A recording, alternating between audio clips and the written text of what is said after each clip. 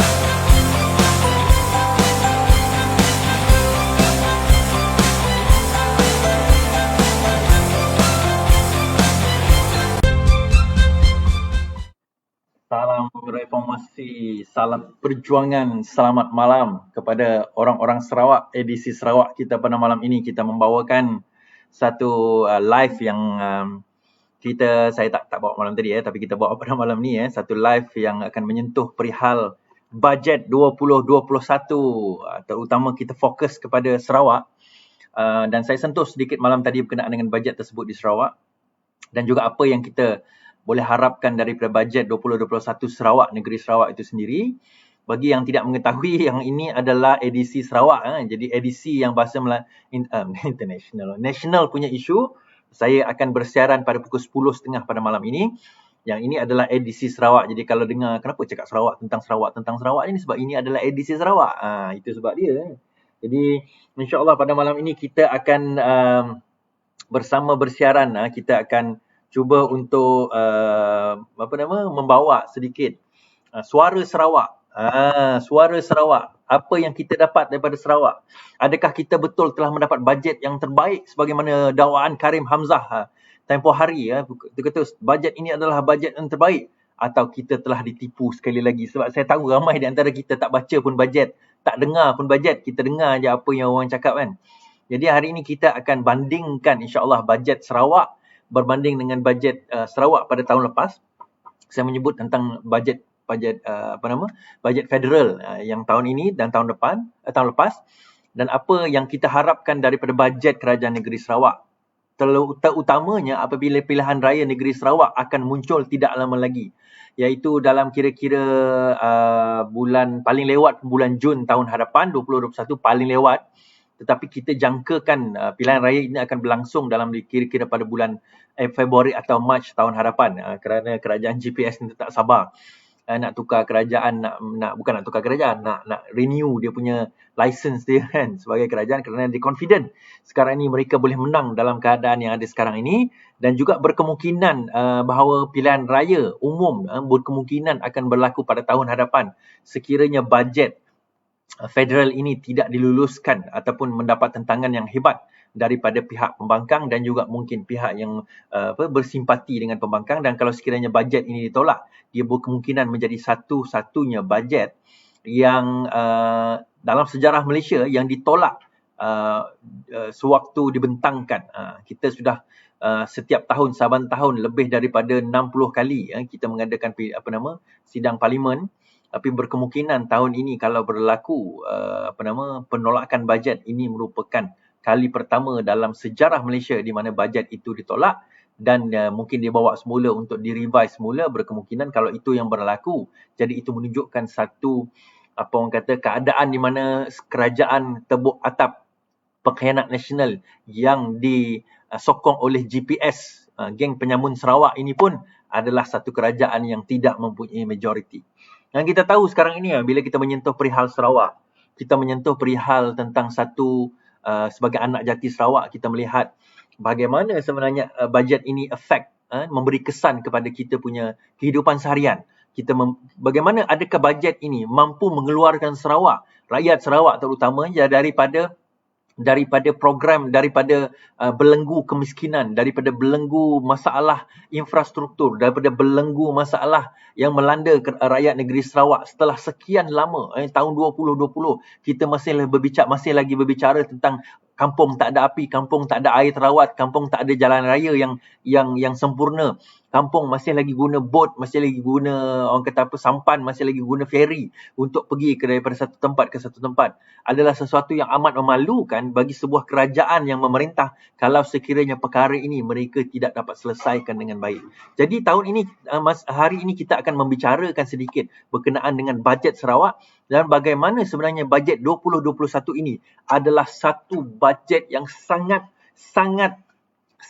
mengecewakan rakyat Sarawak ini. Sangat mengecewakan rakyat Sarawak ini. Sebab itu saya kata, sewaktu Pakatan Harapan menjadi kerajaan sebelum ini, GPS dan juga konco serta macam-macamnya, termasuklah mereka yang tak faham tentang Sarawak ini, mengutuk tentang Sarawak. 22 bulan mereka tak mampu berbuat apa-apa. Saya nak cerita, hari ini saya akan bandingkan 22 bulan itu bagaimana mereka telah memberi lebih daripada apa yang Najib pernah beri, dan tahun ini Bagaimana mereka telah memberi lebih daripada apa yang kerajaan tebuk atap, yang mana GPS sekarang ini menjadi menteri. Nancy Sukri menteri, kalau kita tengok Wan Junaidi menteri, kita tengok Ali Biju menteri, kita tengok Baru Bian menteri, kita tengok Willy Mongin menteri, timbalan menteri lah. Tetapi mereka ini, kalau kita tengok, ramai yang menjadi menteri dan timbalan menteri di federal, tetapi mereka tidak dapat melakukan apa-apa perubahan pun kepada apa yang bajet yang diberikan kepada rakyat Sarawak.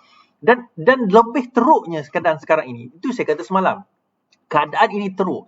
Kerana apa? Kerana tahun ini kita menyaksikan satu keadaan luar biasa. Keadaan luar biasa. Kita tengok hari ini kucing PKP, kucing red zone, kucing PKPB, bukan PKP, PKPB, kucing red zone, tak boleh nak bergerak. Seluruh Malaysia sekarang ini, termasuk Semenanjung Malaysia, red zone, keadaan PKPB ke adalah yang di mana kita tak boleh bergerak dan merentas daerah, merentas negeri, merentas kawasan tu, kita dah tak boleh lakukan, seolah-olah macam dah PKP dah keadaan kita sekarang ini. Jadi apa persediaan, apa yang diberikan oleh federal untuk memastikan rakyat kelangsungan hidup rakyat Sarawak, yang kita sudah tahu sebelum ini tak PKP pun, kita pun orang Sarawak kata hidup dah merinsak, hidup dah susah, kan? Hidup, kebanyakan rakyat Sarawak ni hidup dalam keadaan terhimpit dan tersepit, kan? Terhimpit dan tersepit, kecuali macam-macam lah. Macam-macam ni, dia orang-orang kaya, dia orang tak faham majoriti rakyat Sarawak yang miskin, yang rumah tak ada rumah, tanah tak ada tanah TOL, tanah NCR kena ambil, ada warga negara tak ada IC, ada kampung tak ada air, ada kampung tak ada elektrik, ada air sampai berbulan-bulan, ada pipe tetapi keluar angin. Ada satu kampung tu dia kata ada pipe is, dia kata, tetapi keluar lagi deras air kencing budak tu, dia kata, kan, berbanding dengan air pipe di kampung dia. Jadi kita buat perbandingan, insya-Allah, dan kita lihat bagaimana perbandingan tersebut, perkara tersebut, apa yang kita ungkapkan dalam bajet 2021 ini sebenarnya adalah jauh ketinggalan. Bagaimana, sebab benda ini tak disebut oleh YB kita. YB Sarawak tak menyebut tentang perkara ini, sama ada kerajaan ke pembangkang ke, tak ada seorang pun yang menganalisa secara khusus berkenaan dengan apa yang rakyat Sarawak dapat. Jadi dan akhbar-akhbar di Sarawak semuanya black out. Tak ada seorang pun yang membuat satu analisa khusus tentang apa yang rakyat Sarawak dapat. Kita ada Borneo Post, kita ada Dayak Daily, kita ada Tulisan Borneo, kita ada Sarawak Tribune, kita ada Borneo Today, kita ada Sarawak Voice, kita macam-macam akhbar-akhbar di Sarawak ni, kan? Tetapi tidak ada satu pun yang memberitahu secara telus berkenaan dengan apa yang rakyat Sarawak dapat. Oh, kenapa kau sibuk tentang Sarawak ni? Dah aku orang Sarawak, aku sibuk tentang Sarawak lah. Kalau kau rasa kau nak sibuk tentang negeri korang, buatlah live tentang negeri korang sendiri. Dia ada 14 negeri, saya tak boleh nak cover setiap satu. So, saya orang Sarawak, saya bercakap tentang Sarawak. Dan saya cakap bagaimana bajet kali ini, saya risau sebenarnya kepada rakyat Sarawak. Saya amat risau kepada rakyat Sarawak kerana bajet ini tidak lain tidak bukan adalah satu bajet kroni yang hanya bertujuan untuk nak memastikan kroni YB ini dan juga sekutu-sekutunya tidak jatuh bankrupt. Dia bukan bajet untuk rakyat. Kita faham ekonomi akan recover. Ekonomi ni akan pulih mungkin 2, 3, 5, 10 tahun akan datang. Tetapi adakah pulih itu membawa kesakitan rakyat bersama dengannya, ataupun kerajaan itu berjaya intervene, berjaya orang kata memotong, menyekat kesusahan rakyat di dalam perkara ini. Okay, so kita akan tengok bajet 2020, saya akan bawa sikit bajet 2019 dan kita bandingkan dengan bajet 2021 ini. Kita bawa bajet 2020 di bawah Kerajaan Pakatan Harapan dahulu. Kalau kita tengok bajet 2020 ini menyentuh tentang Sarawak saja. Pada bajet 2020, 55 juta diperuntukkan untuk perusahaan di Samalajau. Di bawah Rekoda. Kalau kita tengok di bawah Rekoda, 55 juta diperuntukkan untuk industri di Sarawak pada waktu itu. Sedangkan kalau kita tengok yang saya baca ini, kita menyentuh mengenai persoalan Rekoda, customary right.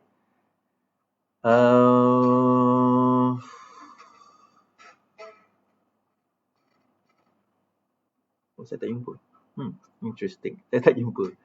Kan? Kemudian kalau kita tengok di bawah kerajaan Pakatan Harapan dulu, kita tengok Pakatan Harapan. 55 juta Samalajau, ataupun orang kata Samalaju, ada Samalajau, tak kisahlah. Dibagi di Samalajau oleh di bawah Pakatan Harapan untuk perindustrian di Samalajau, terutama apabila melibatkan industri-industri berat, industri-industri yang perindustrian pada waktu itu. Ini zaman Pakatan Harapan. Di bawah kerajaan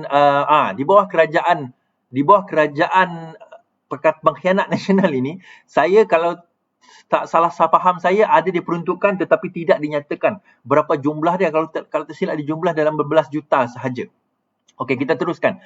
Di bawah Pakatan Harapan sebanyak 250 juta jalur lebar telah peruntukkan kepada SKMM untuk tujuan meningkatkan jaringan jalur lebar di Sabah dan Sarawak di bawah SKMM. Sedangkan bajet 2021 tidak langsung perkara tersebut disebut di dalam bajet 2021 ini. Dan bajet mengenai jalur lebar ini sudah disebut berkali-kali, terutama melibatkan perihal mengenai apabila menyentuh tentang bagaimana untuk meningkatkan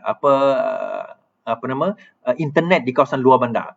Kemudian apabila menyentuh mengenai sekolah daif, sebanyak 783 juta telah diperuntukkan kepada sekolah daif di Sabah dan Sarawak, di seluruh Malaysia, termasuk dan terutamanya di Sabah dan Sarawak, terutama di Sabah dan Sarawak.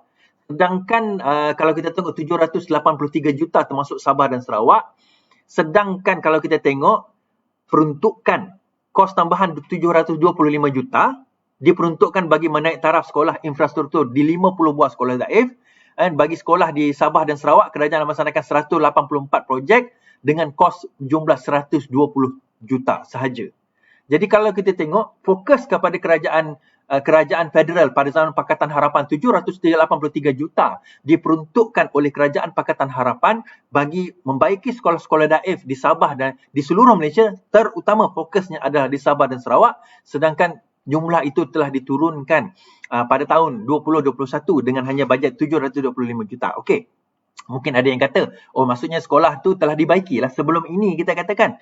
Tetapi kalau kita kata di sekolah di Sabah dan Sarawak masih lagi banyak terdapat sekolah-sekolah daif yang masih lagi tak tahulah sama ada dibaiki ke tidak dibaiki. Itu kita tak tahu terdapat bentangan bajet atau tidak. Namun begitu yang menarik, pada zaman Pakatan Harapan juga telah diperuntukkan sebanyak 470 juta berkenaan dengan bekalan air di Sabah dan Sarawak. Yang ini adalah satu yang sangat menarik ya, sebab Pakatan Harapan telah memperuntukkan 470 juta untuk bekalan air di Sabah dan Sarawak. Okey, kita compare pula dengan apa yang diperuntukkan oleh Perikatan Nasional yang di mana GPS dan juga Bersatu yang geng-geng pengkhianat itu jadi menteri sekarang ini. Kita tengok. Yang menarik ni. Bagi Sabah dan Sarawak, kerajaan memperuntukkan 184 projek pembinaan pemasangan bekalan air telaga tiup dengan kos sebanyak 120 juta. Saya silap tadi.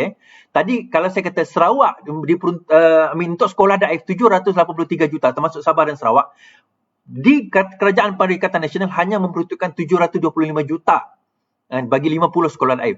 Untuk air 470 juta untuk Sabah dan Sarawak. Bagi Kerajaan Perikatan Nasional hanya memperuntukkan 120 juta untuk air telaga tiup. Ini bukan bekalan air, ini untuk air telaga tiup di Sabah dan Sarawak. Maksudnya dia nak bagi telaga tiup untuk Sabah dan Sarawak 120 juta. Sedangkan Pakatan Harapan memberi 470 juta. Kalau kita tengok bagaimana perbezaan di antara kerajaan Pakatan Harapan terhadap apabila menyentuh mengenai kemudahan asas di bawah kerajaan Pakatan Harapan berbanding dengan kerajaan Perikatan Nasional yang ada sekarang ini. Bagi elektrik di Sabah dan Sarawak, di mana 500 juta, majoriti Sabah dan Sarawak dapat. Kerajaan Pakatan Harapan memperuntukkan 500 juta pada tahun 2020 untuk bekalan elektrik di kawasan luar bandar, di mana majoritinya adalah untuk Sabah dan Sarawak. Di mana majoriti elektrik 500 juta itu adalah untuk Sabah dan Sarawak. Sedangkan Perikatan Nasional tidak memberi peruntukan khas dan khusus untuk bekalan elektrik di Sabah dan Sarawak. Dia ada di bawah peruntukan di bawah 4.5 bilion pembangunan yang kita akan lihat sekejap lagi. Tetapi secara khususnya untuk elektrik di bawah bajet Perikatan Nasional ini tidak disebut berapakah jumlah, sedangkan Pakatan Harapan memperuntukkan satu bajet khusus 500 juta, setengah bilion untuk elektrik majority di Sabah dan Sarawak, 470 juta bekalan air di Sabah dan Sarawak. Kalau kita nak buat pembandingan tuan-tuan dan puan, sekarang ni siapa yang lebih baik? Kerajaan Pakatan Harapan telah bagi, ada yang pakcik saya. Dia tulis, dia kata, arah kerajaan Pakatan Harapan dulu tak bagi apa-apa kepada Sarawak. Oh, bajet ini terbaik. Saya kata pakcik dah baca belum bajet tu? Dah compare belum bajet 2020 dengan bajet 2021 ni? Ni saya bagi tahu pakcik. Tengok live saya pada malam ini, kita compare. 470 juta bekalan air Sabah dan Sarawak oleh kerajaan Pakatan Harapan. 120 juta untuk air tube well di bawah Perikatan Nasional. 500 juta bekalan elektrik di mana majoriti Sabah dan Sarawak dapat di bawah kerajaan Perikatan Nasional.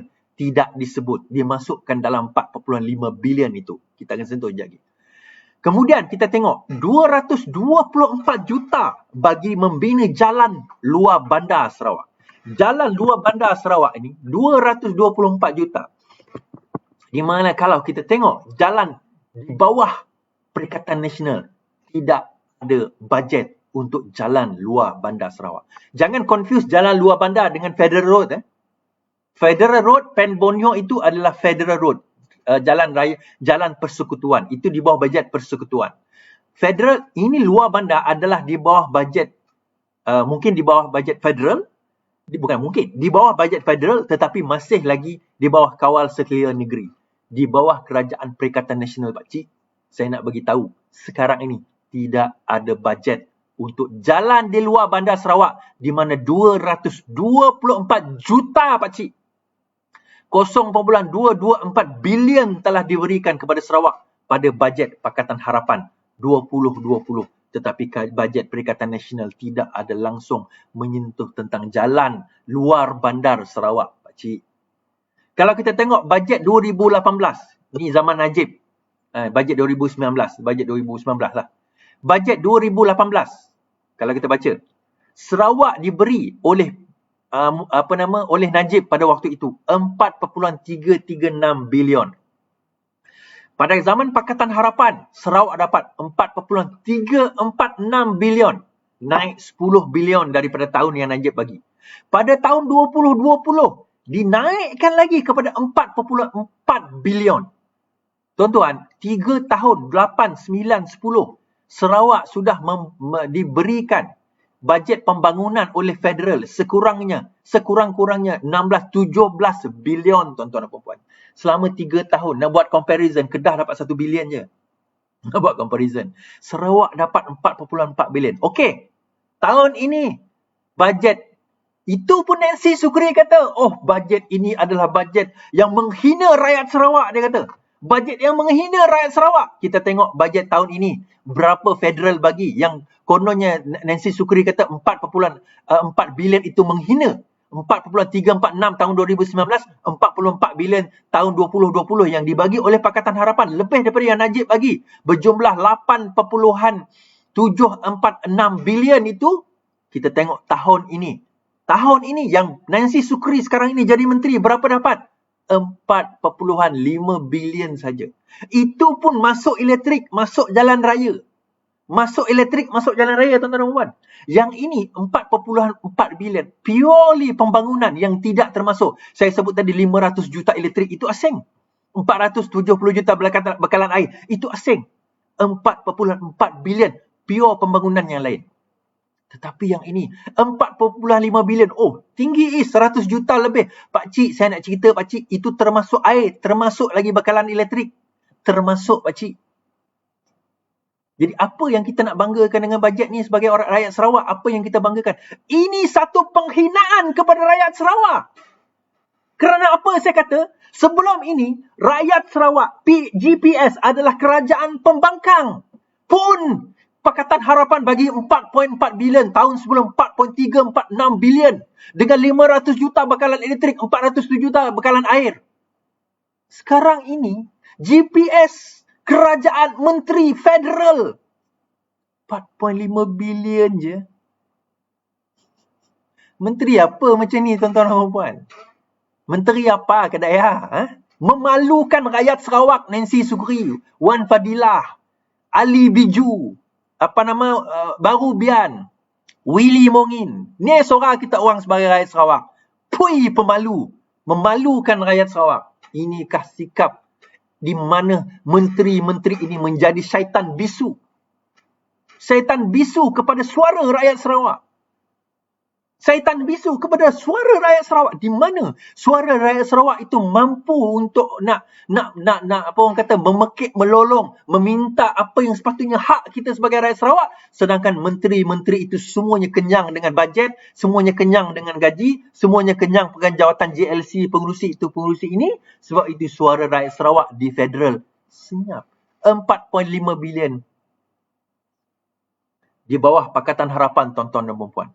Geran persekutuan di bawah Perjanjian Malaysian Agreement, Perjanjian Malaysia 1963. Tidak pernah sejak tahun 1969 di bawah perkara 112D. Tidak pernah dinaikkan. Kita nak faham macam ni. Bila Sabah dan Sarawak menyertai Persekutuan Tanah Melayu untuk membentuk Malaysia, Sabah dan Sarawak mempunyai apa yang dipanggil sebagai geran khas, iaitu geran persekutuan, di mana federal kena bagi satu geran kepada Sabah dan Sarawak untuk membangun. Dan geran ini perpetuity, maksudnya selama-lamanya. Selagi mana ada Malaysia, Sabah, Sarawak akan dapat geran khas. Ini tolak tepi 4 bilion, 3 bilion, 500 juta. Ini geran khas ni. Untuk apa-apa kerajaan negeri nak buat suka hati dia.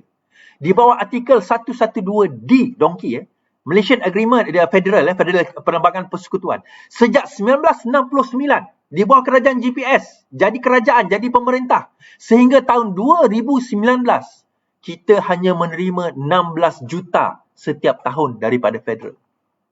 Tetapi Pakatan Harapan tahun 2019 telah menaikkan jumlah tersebut daripada 16 juta kepada 32 juta. Dengan gandaan dia orang akan naikkan sepanjang 5 tahun. Akan meningkat kepada 64 juta dalam tempoh 5 tahun. Tapi tak sempat lagi nak bagi 64 juta, kerajaan dah tumbang. Okey. Maksudnya 32 juta diberikan sebagai geran khas kepada Sarawak pada tahun 2019. Dia naikkan. Daripada 16 juta selama berpuluh tahun tak pernah naik. Kerajaan Pakatan Harapan telah memberi double 32 juta, pakcik. Pakcik, makcik, saya nak cerita. Tahun GPS memerintah sebagai federal, PBB memerintah sebagai federal, BN memerintah sebagai federal, tak pernah naik, pakcik, makcik, 16 juta daripada tahun 1969 sampailah 2019. Pakatan Harapan take over 2019, naik daripada 16 juta ke 32 juta geran persekutuan tersebut. Tahun ini dalam bajet elak tak disebut. Mungkin ada dia bayar, kita tak tahu, tetapi bajet langsung tak sebut tentang geran persekutuan, naik ke tidak, bayar ke tidak, tak disebut langsung tentang geran persekutuan tersebut. Satu perkara yang amat memalukan kepada rakyat Sarawak, saya kata. Sangat-sangat memalukan. Dan jumlah itu akan digandakan, saya kata tadi, 64 juta dalam tempoh 5 tahun. Maksudnya daripada 16. PH naikkan 32 juta. Kalaulah PH masih memerintah sekarang ini, jumlah itu akan naik sehingga maksimum 64 juta dalam tempoh 5 tahun. Tapi apakan daya, GPS telah mengkhianati rakyat Sarawak dengan menumbangkan kerajaan Pakatan Harapan, bersetuju dengan pengkhianat dan bersetuju dengan PAS, bergabung, bercumulut dengan PAS untuk menukar, untuk mengkhianati mandat rakyat. Dan apa dia bagi? Sekarang ini, dalam bajet ini, tuan-tuan dan puan-puan, tak sebut langsung dengan geran persekutuan. Untuk makluman tuan-tuan dan puan-puan, kerajaan Pakatan Harapan memberi 170 juta penyelarasan barang. Dia macam ni, bila barang-barang di luar bandar, barang-barang di luar bandar ni akan lebih mahal daripada barang-barang di kawasan bandar. Sebab apa? Kos pengangkutan dia tu tinggi. Kerajaan Pakatan Harapan memberi 170 juta untuk menyelaraskan harga barang di Sabah dan di Sarawak. Penyelarasan barang di Sabah dan di Sarawak, itu dibagi terus. Betul. Kerajaan yang ada sekarang ni memberi 200 juta, naik 30 juta je tuan-tuan dan puan-puan. Ini zaman PKP, zaman COVID. Naik 30 juta je. Nak hidup macam mana tuan-tuan dan puan-puan? Harga barang makin naik. 30 juta untuk selaraskan harga barang tak cukup, 3 tambahan 30 juta. 200 juta is not enough. Ini zaman COVID. Ni zaman COVID ni. Kita bercakap tentang zaman COVID. Yang ni menarik. Pada zaman Pakatan Harapan, 319 juta telah diberikan untuk menaik taraf klinik di kawasan pedalaman seluruh Malaysia, termasuk di Long San dan juga Sungai Semunjan, Sarawak. Di bawah Perikatan Nasional tidak disebut mengenai inisiatif tersebut. Tapi disebut juga, dia kata, kita bagi 570 juta. Yang ni Pakatan Harapan tak sebut. Ini kita kena sebut juga. Subsidi dan insentif tanaman padi. Berjumlah 960 juta ringgit.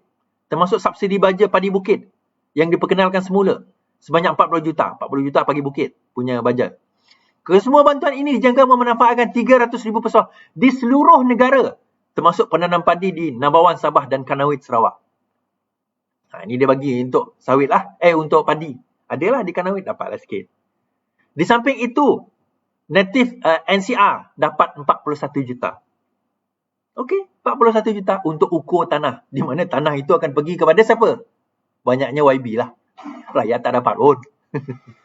Okey. Selain daripada itu, bagi sekolah-sekolah daif saya dah sebut tadi, bagi pelancongan, bagi memastikan ketersediaan tempat tumpuan pelancong, 50 juta disediakan bagi kerja-kerja penyelenggaraan dan baik pulih kemudahan pelancongan di seluruh negara. 50 juta tuan-tuan. Seluruh negara ni, bukan Sabah Sarawak. Daripada 50 juta tu adalah sikit dibagi dekat Sarawak. Tak ada khusus. 50 juta seluruh Malaysia, tak ada khusus untuk Sarawak. Kemudian kita kata, sebagai menyokong usaha teknologi hijau, maka kerajaan menyokong inisiatif yang telah diambil oleh Kerajaan Negeri Sarawak untuk menggunakan bas awam yang menggunakan hydrogen fuel cell. Ini saya nak cerita pasal hydrogen fuel cell. Hydrogen fuel cell ni adalah di mana Kerajaan Negeri Sarawak kononnya nak invest dalam kajian bas hidrogen. Saya kata, saya gelak lah.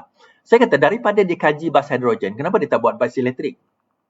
Kenapa bas hidrogen ni bermasalah? Dia memperuntukkan masa tu 10 juta untuk kajian bas hidrogen. Dia beli 2 biji bas hidrogen, dia letak dekat Kuching. Soalan kita adalah, kalau bas hidrogen, dia nak isi minyak hidrogen itu kat mana? Kita tengok dekat Demak. Ada satu tempat untuk isi dia punya hidrogen gas. Okay, fine.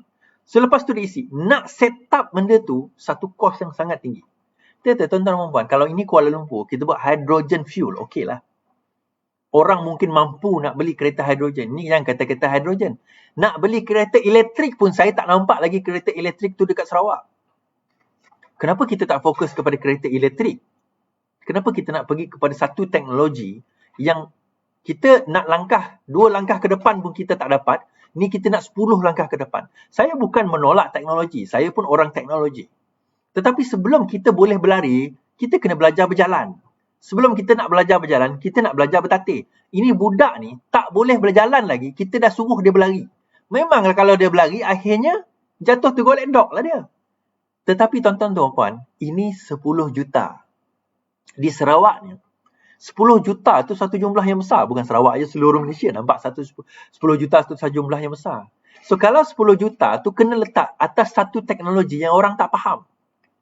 Supaya kalau orang tak faham, kita bawa teknologi tu, nilai ni 10 juta. Saya nak cerita tuan-tuan. Yang ni, mouse ini adalah teknologi hidrogen yang ada AI. Di mana kita menggunakan teknologi blockchain di dalam ini. Di mana teknologi blockchain ini menggunakan quantum computer. Saya gunalah jargon-jargon ni. Dan nilai mouse ini sebenarnya, jeng, 10 juta ringgit. Jadi kita yang tak tahu, betul lah 10 juta digunakan AI, blockchain, kemudian quantum computer semua kan. Bagi orang yang faham, kita nak guna mouse ni untuk apa? Nak pergi gerakkan kita punya cursor je. Yang kita nak spend terlalu banyak tu untuk apa? Sampai 10 juta. Itu saya kata pembaziran. Untuk tujuan apa tuan-tuan dan puan-puan? Kroni. Tu je. Kan? Sama juga dulu buat bakun. Sama je. Apa cerita dengan bakun? Apa cerita dengan dam-dam yang ada? Apa cerita dengan elektrik bila kita buat dam? Yang kampung tak ada elektrik. Dekat dengan bakun tu. Dekat dengan Murum. Ada kampung tak ada elektrik. Tapi bukan ke Murum tu buat elektrik? Tak boleh brain kan? Tapi itu semua adalah kaedah-kaedah macam mana nak keluarkan duit untuk bagi dekat kroni, untuk mengkayakan diri. Sama je dengan projek dulu nak bagi internet kepada sekolah-sekolah di Sarawak. Dia guna satellite, satu satellite dish. Bila saya pergi ke sekolah, saya tanya, ni apa ni? Oh, ni satellite. Untuk apa? Internet. Oh, so ada internet lah sekolah ni.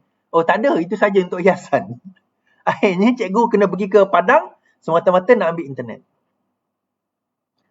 Tidak ada peruntukan untuk rakyat Sarawak sekarang ini selain kecuali daripada BSH kepada sekarang ni tukar kepada bantuan prihatin.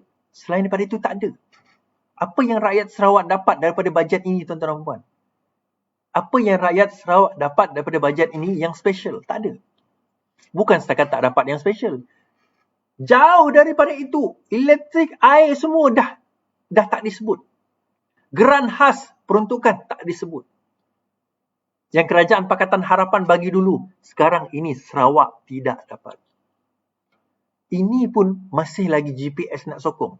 Kalau GPS sokong esok hari, bukan esok hari, pada hari pengundian, maka saya kata tuan-tuan dan puan-puan, kita sebagai rakyat Sarawak, kita wajib hukum kerajaan Tebuk atas pengkhianat mandat dan suara rakyat Sarawak ini. Wajib untuk kita nak pergi sekat mereka.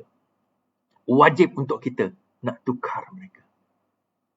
Itu saya kata tuan-tuan dan puan-puan, Sarawak, orang Sarawak, rakyat Sarawak, jangan sekali-kali kita pernah rasa kecewa. Jangan sekali-kali kita pernah rasa kita tak berguna. Jangan sekali-kali kita tak pernah rasa takut. Kerana kita sebagai rakyat Sarawak, kita ada suara kita. Kami rakyat Sarawak, kami orang Sarawak, kami madah dengan kita. Encang Sarawak, encang. Jangan pernah takut. Yang penting, lawan, tetap lawan. Assalamualaikum. Selamat malam. Kita jumpa 10:30 malam. Good night.